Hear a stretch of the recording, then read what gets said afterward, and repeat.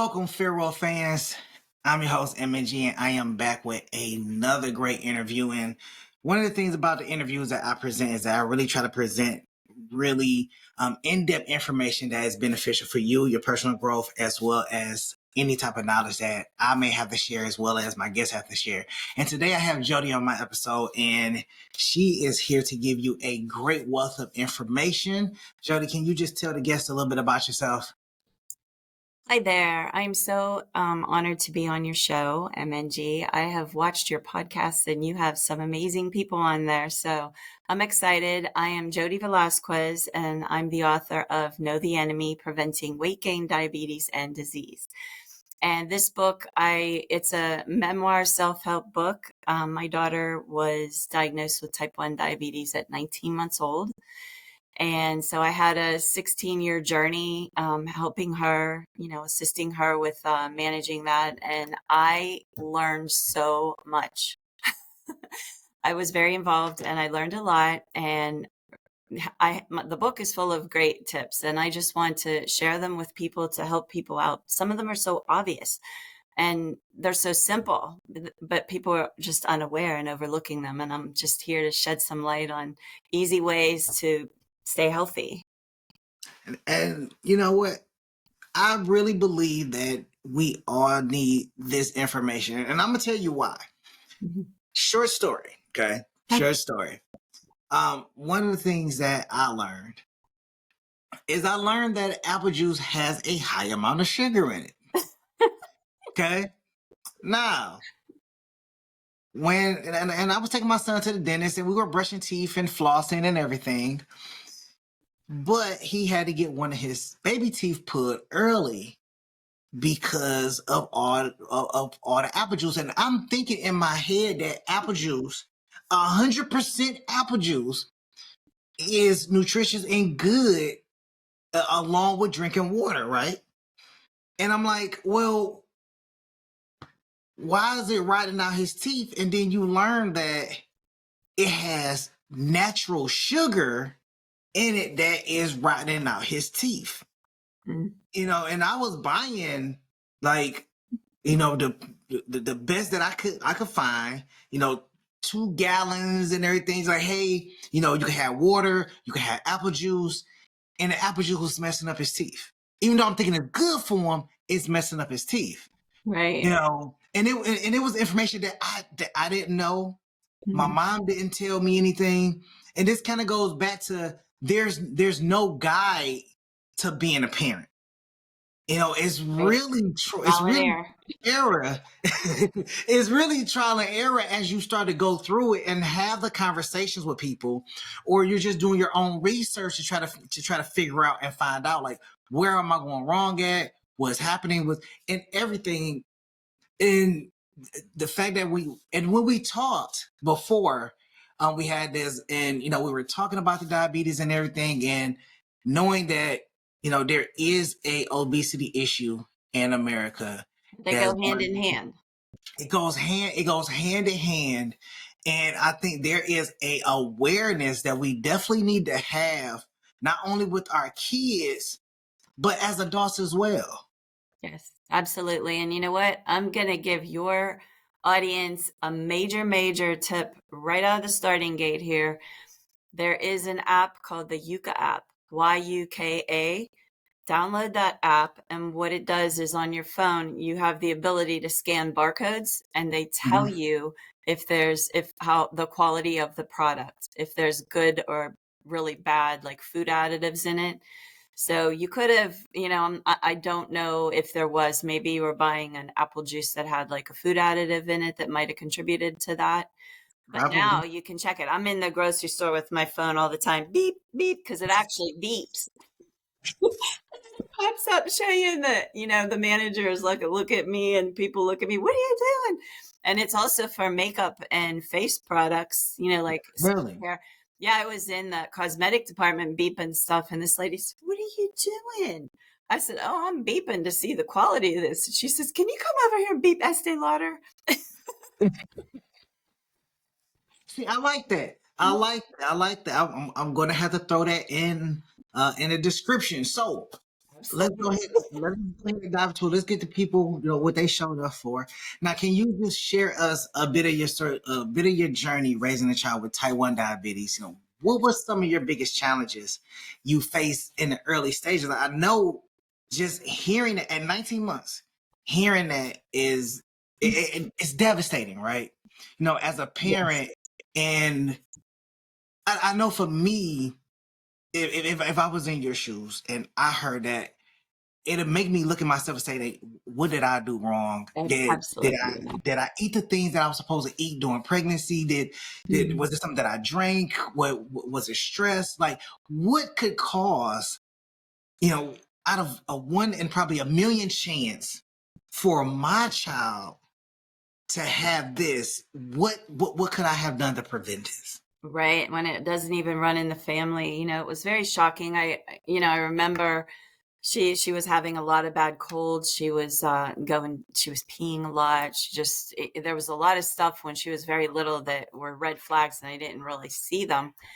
But, when we went to the hospital and found out it was a lot. I remember leaving the hospital with this big bag of supplies and I was just like, oh my God, but I was shocked, but I didn't realize the invaluable education that I was about to receive. I mean, I'm older now, I'm in my 50s, and I probably am living so different than I would have had this not happen because I Right. am so aware about foods and what they do to your body. But one of our biggest challenges, which actually was inspiration, I'll tell you like three big challenges, and they were all inspiration for me to write this book to want to help people. And the first one was she was a toddler, so she was running around like a bunny rabbit, just crazy running around. Well, activity really drops glucose levels. So we were, constantly giving her sugar to keep her levels up because she was just like a little rabbit running around.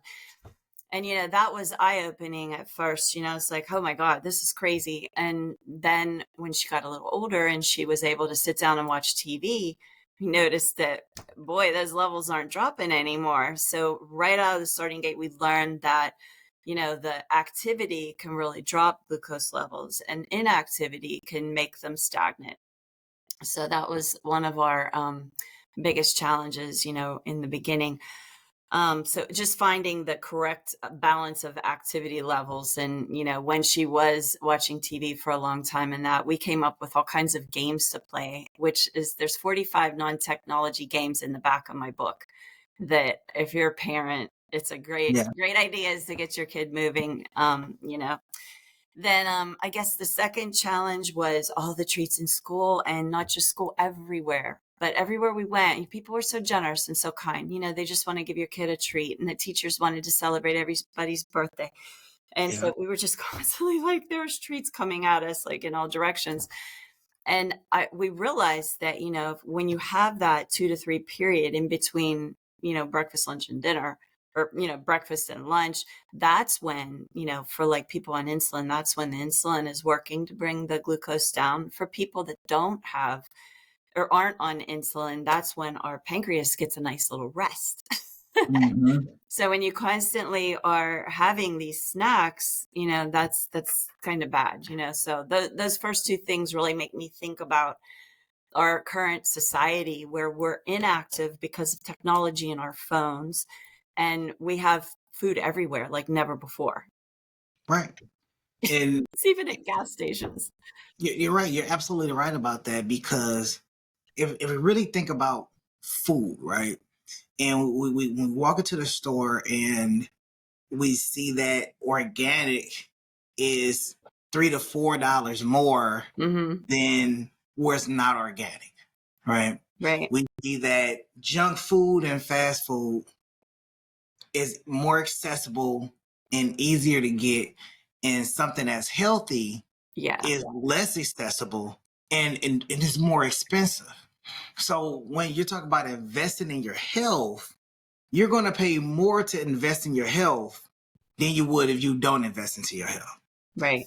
And prime example, I was doing workouts on a regimen and everything, and there is these protein bowls because having high more protein is always good when you're working out.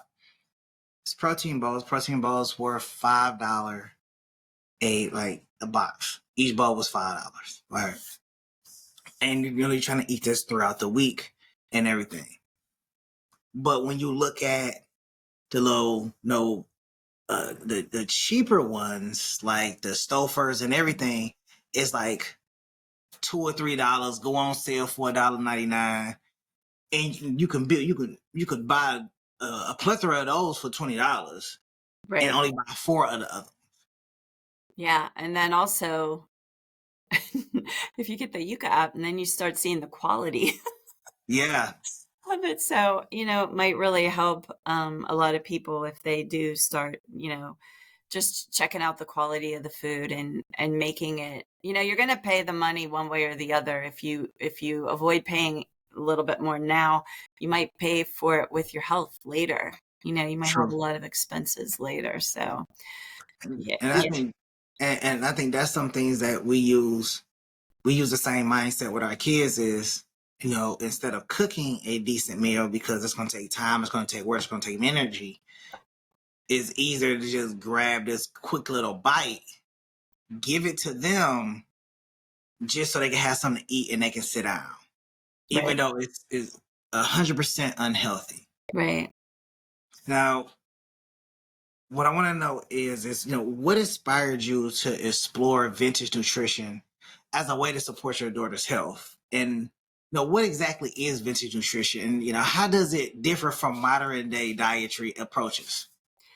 Okay, so vintage nutrition was when you're diagnosed with diabetes, you acquire diabetes. You also acquire reporting to a doctor every 3 months. So a lot of people may not know that, but you have to get a 3-month check, and it's called an A1C, and it's the average of where your glucose levels have been in the last 3 months. So this is my kid, and I'm like a raw mom.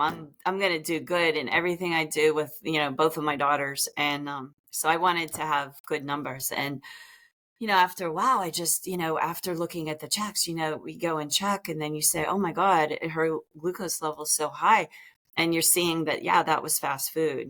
That was this, that was that, and I kept thinking, well, I didn't eat that stuff, when I was a kid. And I started feeding her like I ate when I was a kid, more home cooking and, baked chicken as opposed to going out and getting fried chicken nuggets and French fries. And, I just started feeding her that way. And then when I was little, I was outside all the time, running around, so then that's when I started saying we have to get her more active. And it was more things like fruit. So vintage nutrition is, less fast food, less salty food, more vegetables. We're big vegetables with the dinners, and smaller portions. When you go out to eat, you're Mm, getting a huge portion. Portion yeah, sizes, yeah, portion distortion is crazy right now. Sizes are so big, plates are bigger. I have a yes. picture in my book of a little wooden container that my dad made when we used to have picnics when I was little. You put the paper plates in it, and then there were 3 slots for like the forks, knives, and spoons. And today's paper plates, most of them don't even fit in there, now. So Wow. portions were bigger, less ultra processed food.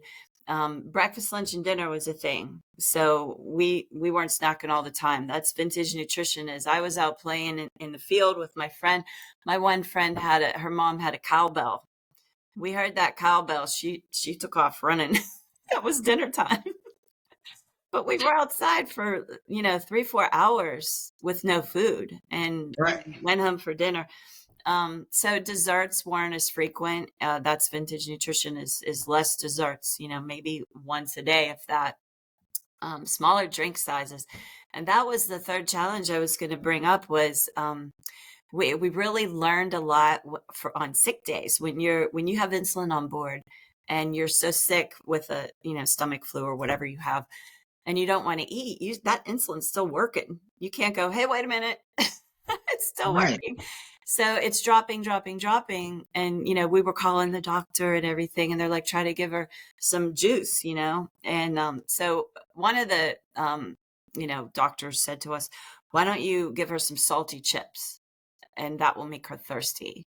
And it worked, and I realized like salt really makes you thirsty. And we're in a Yeah. society where our food is so salty now. All that fast food is very salty. They're all in competition, the fast food restaurants. And what makes fast food taste good is high fat, salt, and sugar. Yeah. Yeah. So we're a very thirsty America. And the drink sizes now are huge. You see people walking Yes. around. I, I carry a large drink size. Like Is it water? coffee, it may be a pop, depending on where I'm at. Yes, you're right. Right, yeah. And so we had smaller drink sizes and we didn't have as many sugary drinks, and I there were times when we if my daughter was low at night, we used to give her juice while she was sleeping, like just put a sippy cup to her mouth, and she would drink. And there were times that we ran out of orange juice, like, oh my God, we're out of orange juice. And so we put Hershey syrup and, the strawberry or the chocolate in milk, and it worked like even better.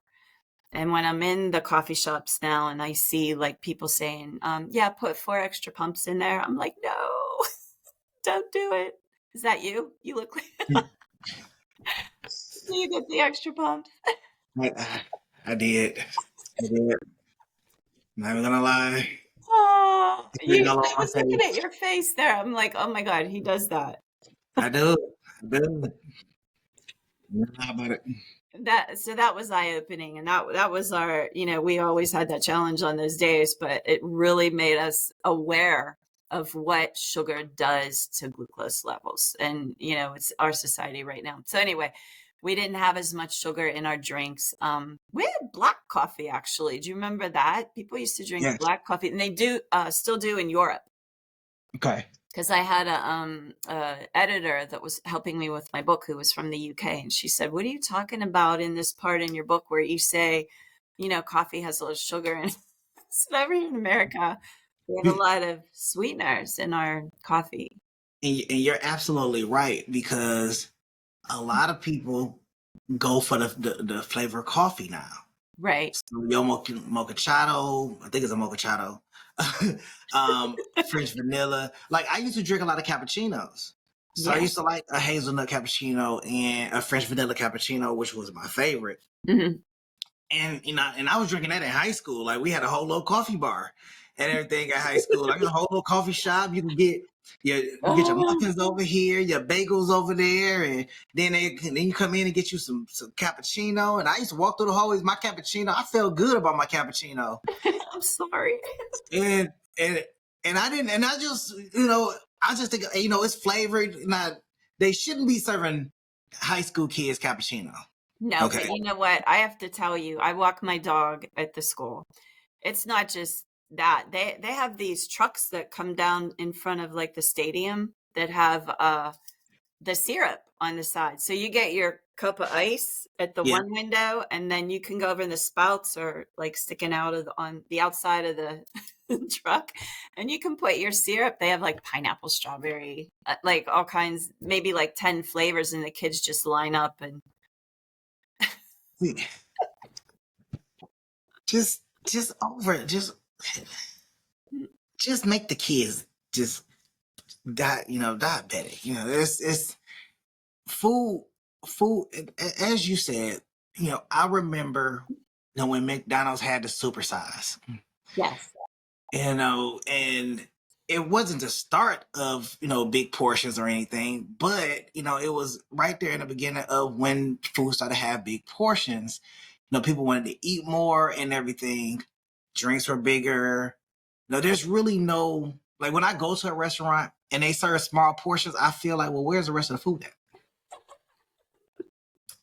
This is for just a $30 plate, and I just got like 2 ounces of food. Like that's not enough to right. eat. And I think we already have become accustomed to that. Right. I think you're absolutely right. And definitely with the bigger plate sizes, and they're even bigger in restaurants, so but for the coffee, I will give you a tip that I remember a lot of people like I had an older boyfriend, and he told me we started hanging out in the mornings, and he said, "You put sugar in your coffee?" And I said, "Yeah." And he's like, "Well, if you just wean yourself off a little bit every day, pretty soon you won't have to." And I did it. And, so then I was just putting cream in it. And now I just put cream in my coffee. And I just started this. I have 2.5 cups every morning. So I put a little cream in the first one, a little cream in the second one. And the half that I get, the second, like the half, I'm doing that totally nothing in it. And Now, I'm starting to like it. now I'll drink. I've been drinking coffee black because I Yeah. drink it black now.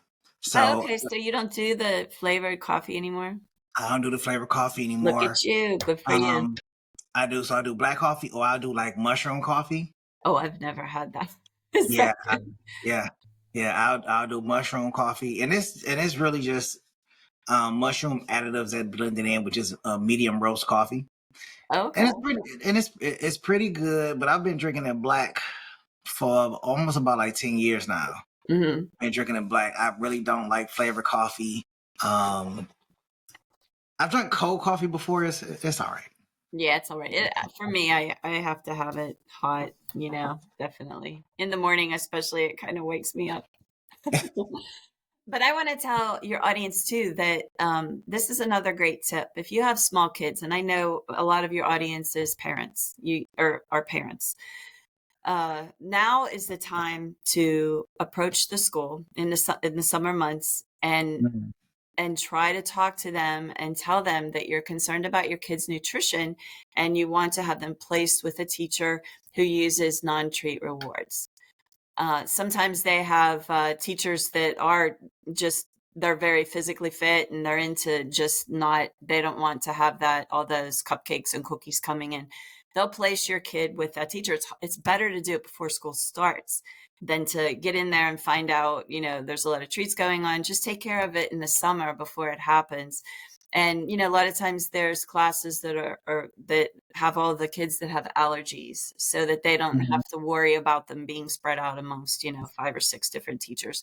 So that's another thing that you can do. But I wellness policies are become weak because there's a constant influx of parents coming in and going out of schools, like the elementary school. Parents come in and they might be gun-ho on good nutrition, and then those parents, their kids go through that school and then they're on to the middle school. Those parents are gone, new parents come in. So a lot of times that's how a wellness policy becomes weak. And it also becomes weak because there's really, no consequences. You're not going to put you in jail because you gave the kids a cupcake. Right. So that they can become weak, and you don't know what's going on. It's great if you can get a group of parents to say, hey, we all want our kids to have good nutrition. They have snack carts at some schools after lunch, like a dessert snack cart that they'll roll around. You got to look at your kids' lunch account to see if they're buying extra stuff from the snack cart. Those carts make a lot of money for the school, but they add so many extra calories to the kids.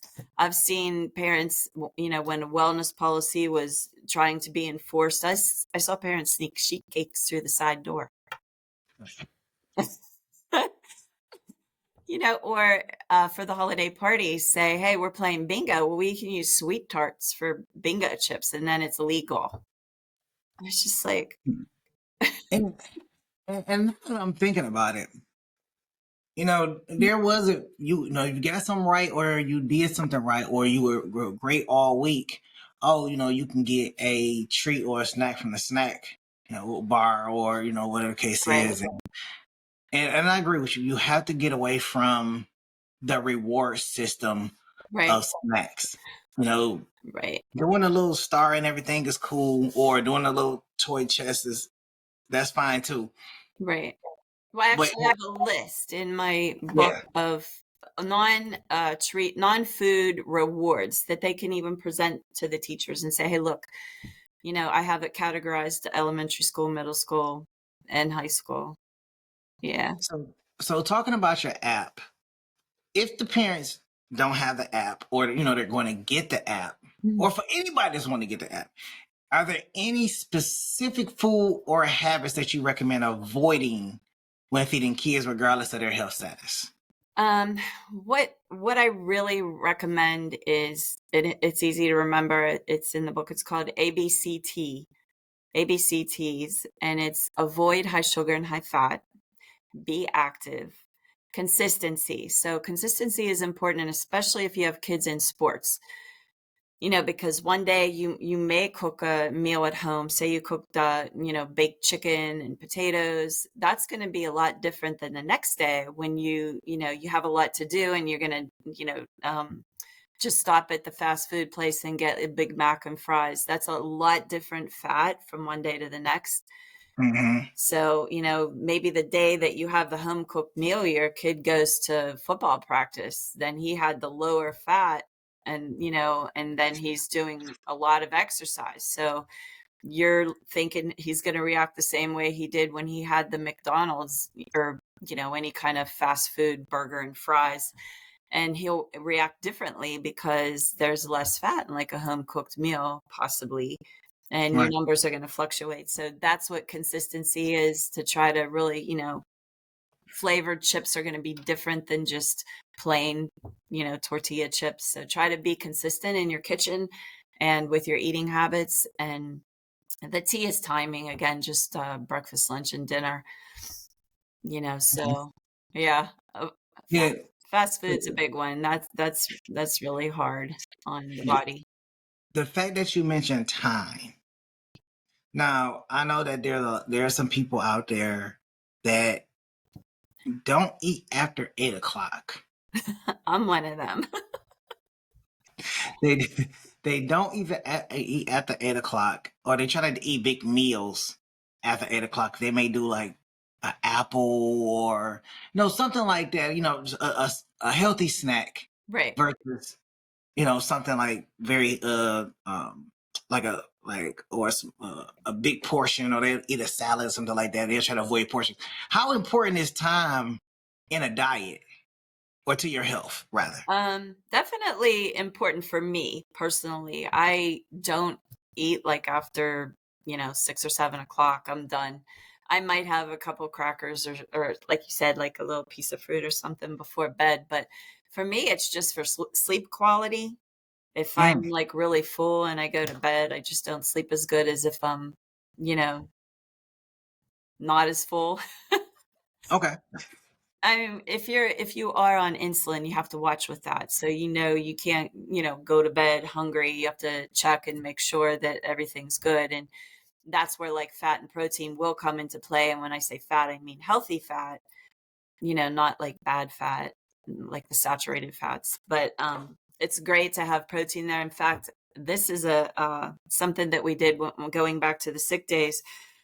We started putting like the whey powder in the orange juice, which whey powder has a lot of protein in it. So that was really, good to hold the numbers up and they wouldn't drop, But I wanted to mention too, with the schools, that one of the really crazy things that people don't think of is that, that afternoon teacher, maybe like at 1 o'clock in the afternoon, wants to honor somebody's birthday and gives a treat.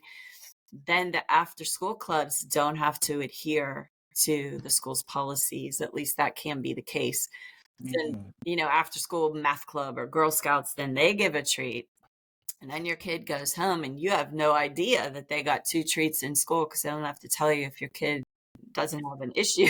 you won't. And you're like, I made dessert tonight. And then your kid gets another treat. And then you're off to karate or kickboxing or something. And they're like, yay, kids, they brought in pretzels or Yeah. donuts. And it's like your kid had four desserts and you only know of one. Mm. That- and you know what? And I was thinking about that. I was thinking about the birthday parties for the kids, because if you were in a room and there's about 15 kids in there and their birthdays fall within 9 months of school, the parents want to bring cupcakes up there. Let's celebrate their birthday. Happy birthday. And you're running through these birthdays. Like Mhm. you're right. That turns into a lot of snacks, Yeah. And especially then, one day if they have the after school program. If right. it could turn into a whole mess. One teacher wanted to have celebrate the summer birthdays all in 1 week.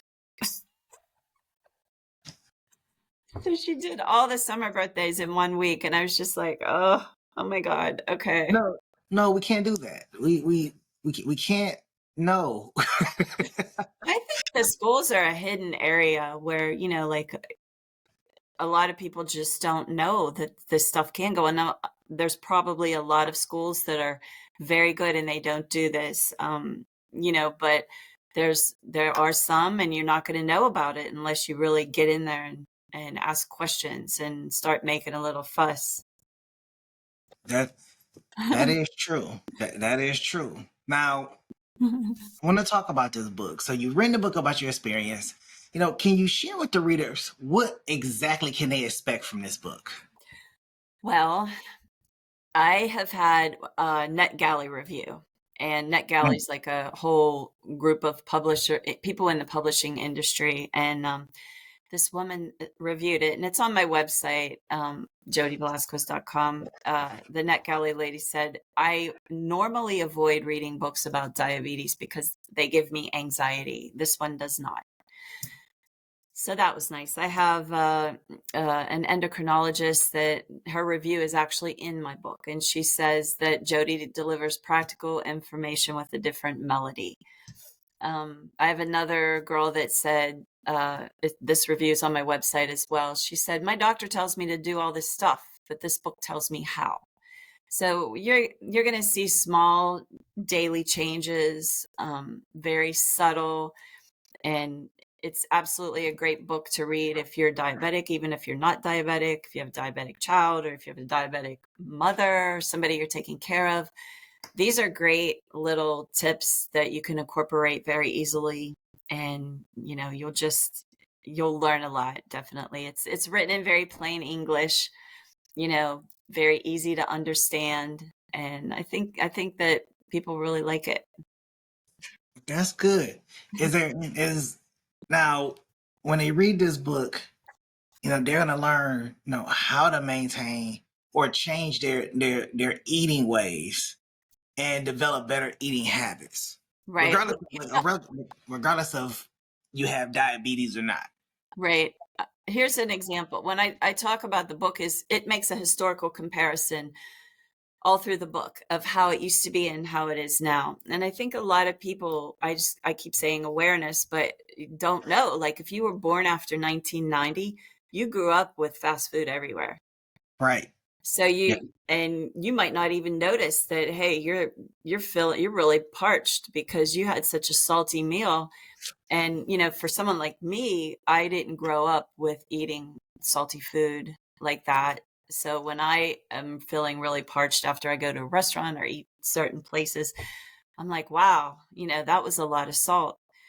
So people just don't know if they were, never experienced vintage nutrition the way it was like in the 70s and the 80s, so I it's, awareness is a key factor in making changes. If you're not even aware that there's a problem, how can you make a change? That is true. And I think that is the biggest thing that some people have is the lack of awareness of Right, where they're at in their life. You know, you don't realize that you're overweight until you're trying to walk up the stairs and you're winded. right, You don't realize that you have an issue until you're in a situation that you can't get yourself out of. right. And that's why I named it. I wanted the word preventing in there because you should definitely try to change now before you have to. Diabetes is a lot of maintenance, and type 2 is avoidable. You- Right. There's a lot of research out there that says so. I just read an article from the American Diabetes Association that said it's preventable, and they recommend the Mediterranean diet and intermittent fasting, which I brought that up before. The time in between eating is very important for your pancreas to have a rest and for insulin to work.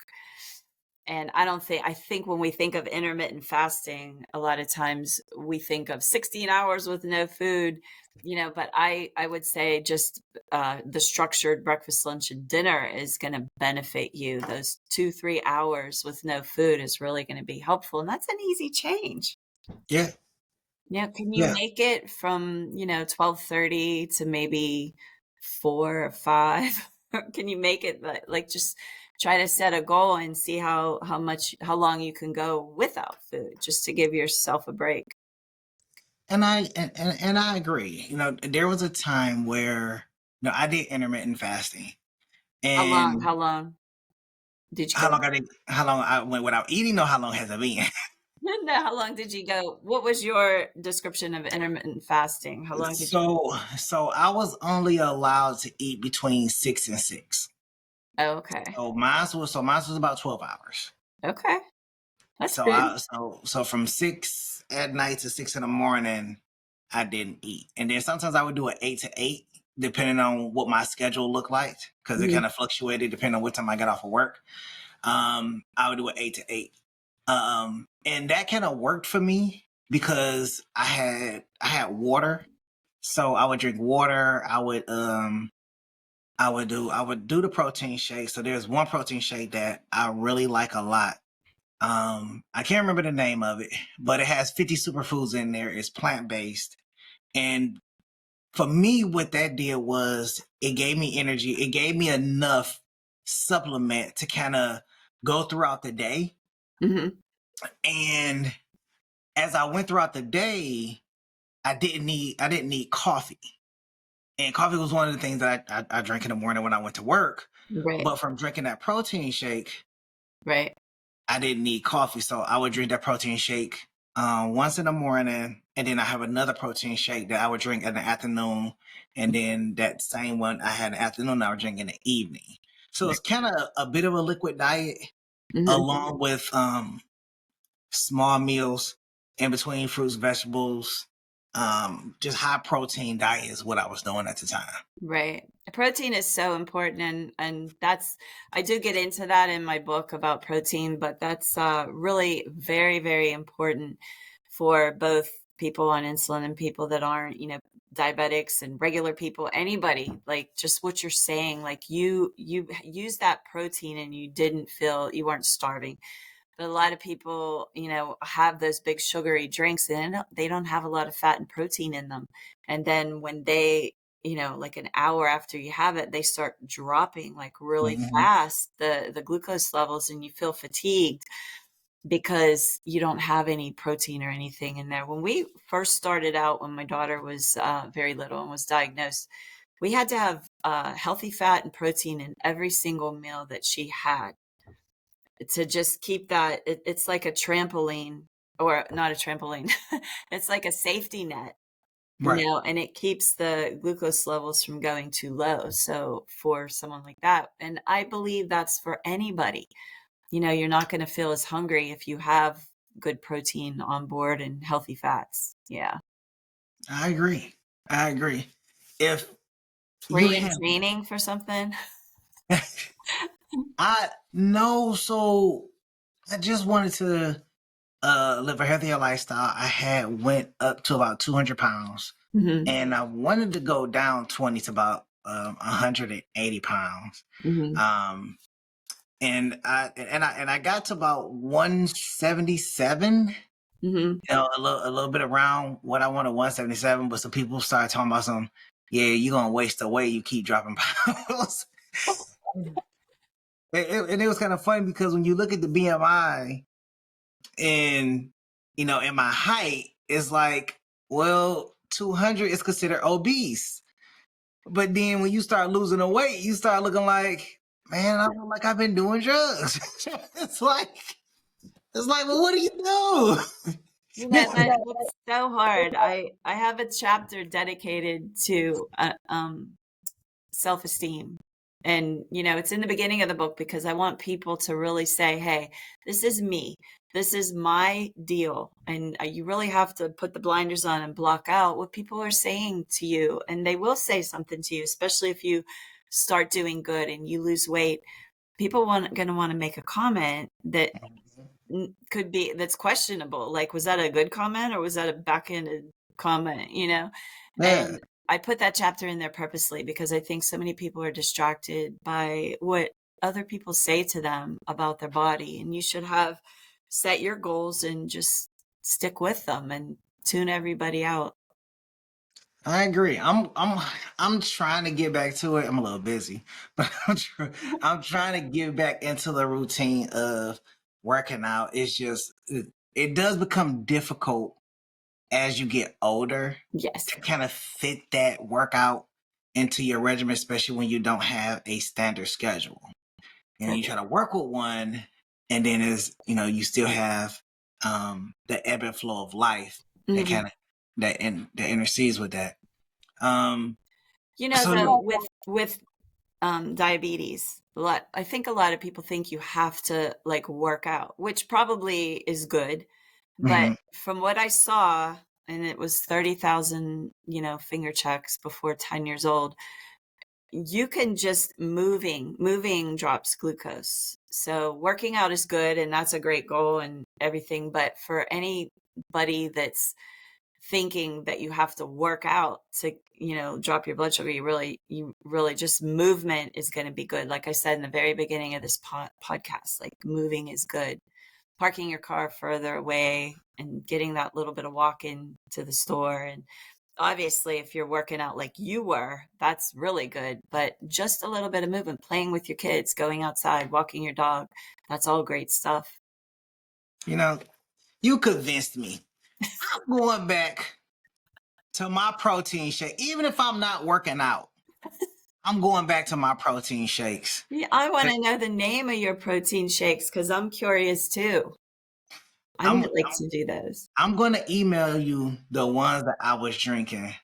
I'm gonna email, especially the one, the vegan one. It's vegan because it's plant based. It's 50 superfoods. I love that one. I just don't like the fact that they come in such a small quantity. Hmm. It's the quantity because it only give you like 1 pound, like 1 to 2 pounds of it, and that's not a lot when you're using 2 scoops. You can Oh, go okay. through that in like 2 weeks, 2 or 3 weeks, depending on how many days you're drinking it. Right. So, but let me So you ask you, add a little more. What are you adding to it? water. Okay, so add a little more water. Me. Well, they say you only supposed to add about 8 ounces of water, 8 or 10 ounces of water, and then mix it. Yeah. That's the recommendation. Now, what I could do is I could add some water, turn it into like a whole little smoothie, put some fruits and vegetables in, but then that don't mix well with chocolate. You got some chocolate in there. And I could probably make a chocolate strawberry smoothie. That would probably be That good. that sounds good. That sounds good. You got me thinking over here. You know what's great Uh, for smoothies? They have now some really good frozen fruit mixes. And I really? get the Greek yogurt and then just add like a little bit of orange juice or a little bit of milk. But the frozen fruit packets, a lot of them beep really high on the Yuka app. Now I'm gonna be honest with you. You lost me at Greek yogurt. Okay. Okay, you don't like the Greek yogurt? Just the you, plain? you lost me at yogurt. Okay. I don't do the yogurt. Why All right. not? I don't like the texture. The taste of it is just. I don't, reminds me of pudding. I don't like pudding. I Okay. don't You like need pudding. some good guys though. When your body has good bacteria and bad bacteria, you It, need some it, good guys every once in a while. You got if it's like a baseball game. You got to have a team. You got to have this team and that team. So you got your bad guys, you got to put some good guys in there, and that's the plain yogurt has the good bacteria. I agree. I agree with you. Just not those good guys. I need some other good guys. I don't want them. They nasty. I don't want them. Okay, But then get coleslaw when you go out to eat. I don't like coleslaw. Oh no. Don't get me wrong. I used to eat coleslaw a lot years ago, but lately I don't care for coleslaw like that. know what? I'm gonna get it together. You know what? I'm about to go on a sabbatical from because my son is grown, so I ain't really got to feed him no more. So I can really just feed myself. Mhm. So I'm gonna, because he just brought home groceries, which makes me believe he don't need me to feed him. So, Is he cooking? huh? Is he cooking? He is cooking. Oh, He is oh, cooking. great. Tell him Yeah. to watch my YouTube channel where I teach my friend. These videos are great. You're gonna laugh so hard. You should definitely watch the manicotti one. There's a Okay. bruschetta one, there's crepes. I have these big parties, like 20, 25 people in my house, and I teach my friends how to make a lot of like authentic dishes. I have Oh. I have people rolling dough in my kitchen, and we're having some wine, we're having fun. They're very entertaining. I taught my friends how to make manicotti, but your son Mm, could watch and then he can learn how to make some authentic Italian dishes and crepes. Crepes are so good, okay. for in the Haven't morning. Yeah. haven't had a crepe before. Haven't had a crepe before. They look a little nasty. I ain't gonna lie to you because What? they have things in there that I don't like. They just I'm glad I'm not married to you because you'd be hard to feed. and they just I go and I look at crepes, I look at the pancakes, I look at the waffles, and I look at the French toast. And I lean more towards French toast than crepes. I just you know My it's husband eats anything I put in front of him, even if he doesn't like it. not if you don't like it. That sounds like a hostage situation. Sir, are you okay? I want to know. You, me, That did sound a little hard. me, I need to know if he okay. Maybe some food poisoning going on. He's all like, if you don't like it, he gonna eat it. Wait, what? He's really thankful to have someone cooking for him. He grew up like, a little bit. He didn't always have a home cooked meal, I don't think. So he's just grateful. I understand that. I understand that. But I know how to cook. So anybody come over here trying to cook for me, they gotta be top notch. Cause I'm gonna look at them like, look, Okay, y'all what cook are you good. cooking? Or you didn't tell me you were a chef. Yeah, yeah. I cook. I could. Maybe we'll have you come to Pittsburgh and be on my cooking shows. I could cook a little bit a little bit of anything. Now I'm not as good of a cook from scratch as Oh, I am from box, but I can make things happen. what are you cooking from a box? You're gonna have to beep that on the you got. It's edible. You can turn anything that's a box to a gourmet meal with the right seasoning. We have to talk outside of this podcast because I got a lot to say to you. Being honest, Yeah, I used to go to my grandma's house when I was little. This is vintage nutrition. I on her stove would be like a chicken in a pot with some potatoes and carrots. like like boiling with water. Like I Yeah, don't. like she boiled it and that was dinner. I mean, what I mean, I've seen people boil chicken before. Like I've seen people boil boy, chicken. if you get those little Cornish hens and you boil Yeah, them for like an hour or whatever, oh, that's so good. really. Yeah, you'll try it. Hey, I just had some Cornish hens the last holiday that See, we now had. you can take that water and make soup then from it. Yes, you can because now And it's chicken broth. it's bone broth is very good for you. It has a lot of Oh, bone broth. collagen in it. Yeah. So I make soup. That's how I make soup. I do the Cornish hen a lot of times, not every time, but I boil it and then I take that out and put all my onions and carrots and celery in there and steam it, like let it cook on low a little bit more. And I take all that Mm. chicken off the Cornish hen and put the chicken back in. It's a little bit of work, but it's oh so delicious. I think I'm gonna keep that in mind for the wintertime. No, you can eat it anytime. Yeah, I don't think you can eat soup anytime. I like soup on cold days. Yeah. When it's cold outside. When it's hot outside, I don't want no soup. Yeah. I'm just saying. Well, you're gonna have a lot of months living in Michigan where you can eat soup. Yeah, it is. Yeah, yeah, because 28 degrees today was crazy. Like that was just that is weird. That's weird weather for April, but it's Michigan, so I guess it works. Right. Yeah. It's tough. It's really tough. So So what? go ahead. Oh, so what is one takeaway for parents about nutrition and raising healthy kids? Well, what is one takeaway they will get from your book and from yourself about nutrition, raising healthy kids? You know, for them to just to be better at what they do. What is that one big takeaway?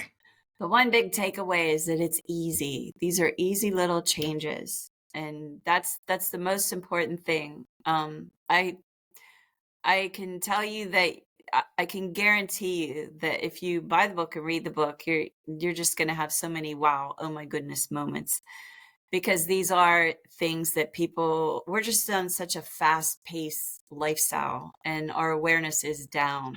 And Yes, once you know these things, and you'll be able to really help your kids a lot more, and yes, teach your kids also about good nutrition. Like you said before, you don't have to feed your kid anymore, but he's buying good groceries and he's cooking. So, it clicked with him and he's cooking well. But a lot of parents, they think, hey, I don't have to feed you anymore. You're like, you can drive now, you can go get your own food. But we don't want to leave these kids not knowing which foods are good food and which foods are bad food. They can feed themselves now, but they have to have the knowledge to feed themselves good food. So you don't want to leave them just like, go to the wherever and get your dinner. Let's teach them how to eat well. That's really important. And somehow your son got it, so that's really good if he's cooking. it's probably because I'm not cooking. He's a chef in the house. But he has probably seen you cook. So that's another thing. Monkey see, monkey do. These people, parents, whatever you're doing, your kids will do it. So Right. if you're exercising or you're putting some effort into eating healthier, your kids are going to do whatever you're doing. And maybe not right now, but 5 years from now, they might remember, well, that's what my mom did, Hmm. and that's a good thing to do. So, yeah, That's true. But Jodi, thank you for coming on to the show. This has been a great conversation. I think so too. I enjoyed talking to you, definitely. I love the vibe. I love the information. Make sure you pick up her book. We're gonna put that link in the description for you to go to her website. Jodi, anything else that you would like to say to the audience? Yes, the book did already win the Four Seasons. It was a Four Seasons grand finalist and will be displayed in Times Square on a billboard in October. Congratulations. Yeah, and also the link that I sent to you is a 25% discount, which it's $19.99. So I think that link is for $14.99. So that's a cool link to have. Thank you. Thank you. Thank you. Well, Pharaoh fans, we will see y'all on the next go around. See you at the next interview and stay chill.